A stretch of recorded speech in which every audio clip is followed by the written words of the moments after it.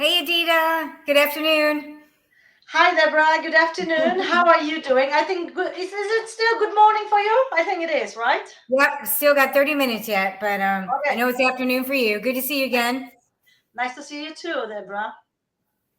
Well, thanks for coming back, Adita, and all of you viewers today. If you don't know who we are, I'm Debbie Levin, Adita Walburn. We're both Maxwell certified team members, and we do speaking, training, mentoring, coaching. We also do a little bit of disc consulting and more. And here we're talking to you today about one of John Maxwell's 80 plus books, Leadershift, the 11 essential changes every leader must embrace. We are on the last chapter. So if you have not been tuning in, you can go back and watch the previous ones. We just give you a little snippet of what the chapter is about. This one is one of the most important. It is career to calling, the passion shift. And I want to start off with a quote by someone unknown. It's some wake up to an alarm, some wake up to a calling. And I love this quote because I will tell you that I went into a career that I wanted to. I knew what I wanted to do when I was young. And I went into it. I worked in forensic science and I loved every day. I couldn't wake up every day to get into work because I loved what I did. And I'm not saying it wasn't easy. You know, it was easy. It was hard, challenging. Everybody has things that go on at work. But when you love what you do, you're able to work around the obstacles. So today, this chapter is really going to talk about what it means to be in a career and then what it means to be in something that you're calling. And you can think about some of the things that we're talking about to determine where you really are in life. Even if you're in your 40s or your 50s, even sometimes your 80s, if you don't feel like you've done what you were placed on this earth to do and really give value back based on your unique qualities, it's never too late to start because you're still here for a reason. And so make the most of your time and see what you can do. So anyway, we're going to talk about what it means to be in a career, which is really mainly about you when you're thinking about a career. But when you're thinking about a calling, it's mainly about others. It's something that was chosen for you, not that you don't want to do it, but something that was given, that's like in your institution, at the core of your being, something that excites you. It's something that was just for you. It never leaves you. And usually when you're working in your calling, you're going to see that you move from success to significance because now you have a greater impact. But there's some characteristics that go along with calling. And Adita's here today to talk to you about some of those characteristics. So I'll turn this over to you, Adita. Thank you so much. And as Deborah said, this is a great chapter, and I think all of us should stay on this chapter for a bit longer to think and to ask ourselves lots of questions regarding the calling, the passion. And I feel I had a lots of like lights coming up, and when you read something and you do something, it's like, wow, I know. Oh yes, that's true. And this light is popping up. Quite often happened to me, but that's why I love it. And I want to, before I will talk about the characteristics that I'm passionate about. Uh, Frederick Bachner said, sorry for, I'm not sure how to pronounce this person's name, but he said that a good way to find your purpose is to recognize the work that you most need to do and like you most feeling that you have to do, and actually the world needs that work. Mm-hmm. That's the best way to recognize your purpose. And when you discover and follow your calling, your abilities, your talents, yourself, your personality, everything that is within you will come up to light, and you will Mm-hmm. not have to you will not have to make things up. The life that you had or the life that you have, it's actually going to match the experiences that you have learned, the things that you have learned and done in your life. And I love that because I always, before I come to these calls, I always listen to Mark Cole is in our community. He teaches us about that. So lots of things I have from the book, lots of things I have from Mark Cole, or lots of things I have from other people, but actually this makes sense to me.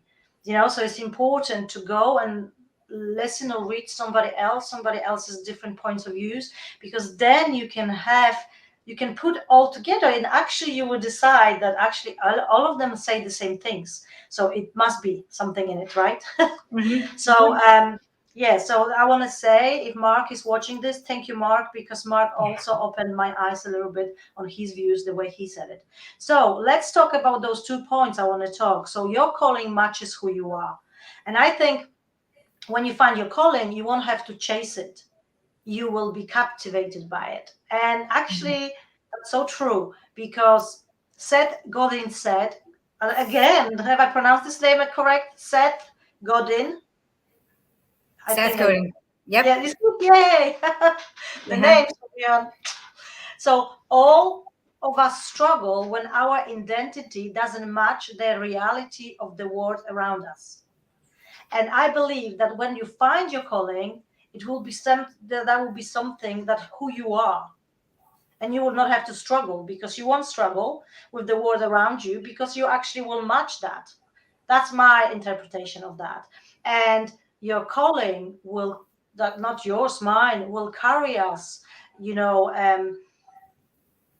and will use our best abilities and use our best talents to do the work we have to, and the calling will become a part of us.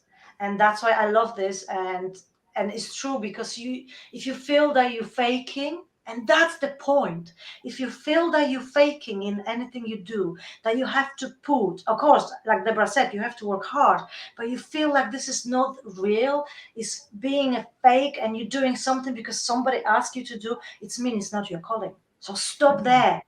It's okay to start again, right? It's okay to start again, but stop there. If you're feeling you're faking, this is a very important part. You just have to stop. And the second one I want to talk about, your calling taps into your passion. And again, I always believe that I am here on this planet to do something bigger than I am, or bigger than other people believe that I am. And after searching and going against the odds, because not many people believed in me, I have found my passion, my calling. And the reason I'm here today with you, and the reason I'm talking to Deborah. And that's why it's so important to go and find it and chase it. And no matter what people will say to you, you will go and you will tap in your passion and you will find it, and just go for it, because it's so important. There's much more to say, but of course we don't have more time to talk. But I think those points are very important to mention. Uh, when you find your passion, you find your calling, and you have to, and your calling will match who you are. You will not have to fake it. I love that when you're saying you won't have to fake it. So in other words, people don't have the imposter syndrome. Like sometimes they, feel like they're showing up in somebody else's shoes, right? Yes. And the key here is put your own shoes on, and you can make a bigger impact. And that's one great thing about thinking about that characteristic that you mentioned. The other couple I wanted to mention is your calling changes your perspective. You see the world differently when you're really working out of your why and your purpose. So instead of it being a responsibility, now think about this. Do you feel like the work that you're doing, no matter what it is a responsibility or an opportunity? So a responsibility feels heavy, like I have to do it. An opportunity feels light and exciting, like you can't wait to do it. It's a privilege. It creates energy. It feels like purposeful and meaningful to you. It's driven by optimism instead of negativity. And then, once you're in that role, you can be, I'll tell you, when you're working, in what you should be doing, you're going to have more creativity. You're going to be more effective. You're going to show up differently. You'll be the one that's getting the raises, getting the promotions, because you're showing up and you're not worried about what it says on the job description. You're just doing there because you love what you do. And that really resonates with people. The other thing is you're not just coming in for the paycheck. Like you're coming in for a lot more. And that is really evident. If you look around the room at coworkers and you kind of see how they operate, you'll know the ones that love what they do, and it just emanates. The other thing is your calling gives you purpose. So purpose is what, is motivated by a passion. It gives you discipline to keep, falling down and getting back up, falling down and getting back up. And it'll do that because it drives you. It's going to stretch you out of your comfort zone because you're willing to do more than you normally would, than if you're in something that you just don't like doing.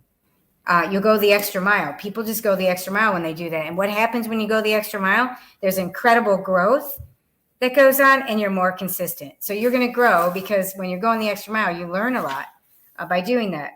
And you're also going to be able to overcome obstacles because you don't have your eye on the obstacle as much. You're actually working around it to get to the end goal.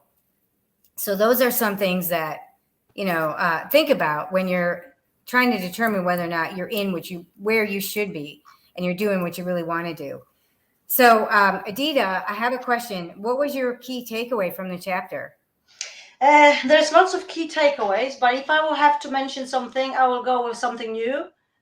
It's just right at the beginning is saying, when you find your why, you find your way. I love it. When you find your why, you find your way. You know, that is a big thing to find your why. Like everywhere, you have to find your why. And actually, that's so true. I know now why is so big because it's so important. And when you find your why, you find your will, because you will never stop. You will just go for it because it's gonna goes from inside of you, that no one will tell you to stop it or to go for it. You're just gonna know that you have to do it because you want to. And when you find your why, you find your wings. And this is the reason for existence, a purpose for living. And that's what I believe. You find your wings, no matter what happens, you find your wings and you will go for it. So that's why this chapter is the whole chapter is with lots of nuggets, lots of wonderful things. That's why we should stop. We should reread this chapter. If you, in my opinion, if you wanna have to take one chapter away, that's the chapter to take away for you, because this is the chapter that can change everything in life. Yeah, right. I agree. You, if you're not in the right place and you're trying to do all these other things in the chapters, it's technically not going to work because you're really not doing what drives you.